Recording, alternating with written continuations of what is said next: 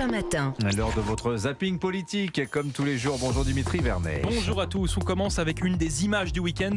Jean-Luc Mélenchon était en déplacement.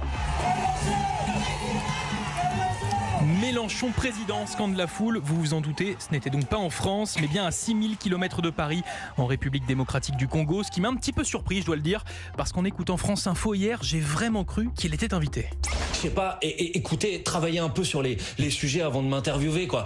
Mais non, ce n'est pas ce que j'ai dit, mais je vous êtes quand même extraordinaire, hein. Je sais pas, écoutez au moins ce qu'on vous dit.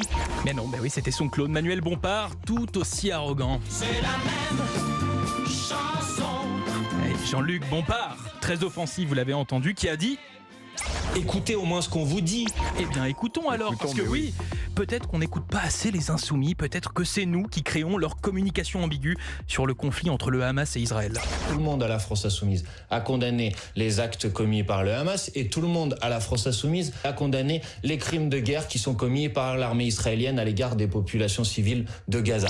Donc, simple acte du Hamas, mais crime de guerre pour Israël. On écoute maintenant le député LFI Thomas Porte dans une manifestation pro-palestinienne.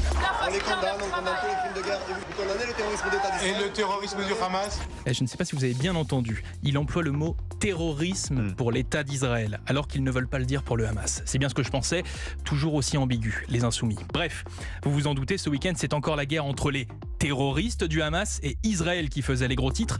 Le patron de Reconquête, Éric Zemmour, était sur Europe 1, il a dit ceci. Je veux simplement que l'Occident vive et survive.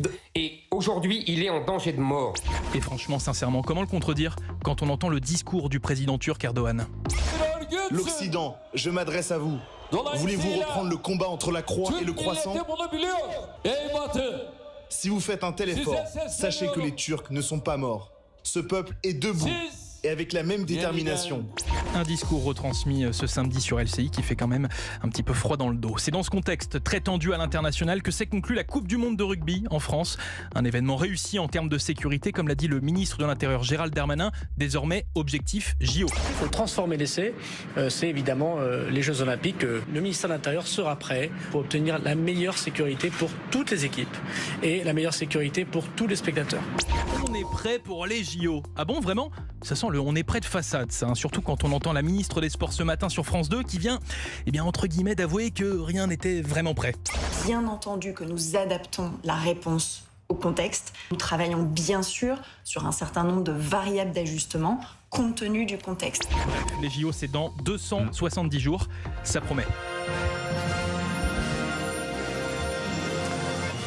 Merci beaucoup Dimitri Vernet.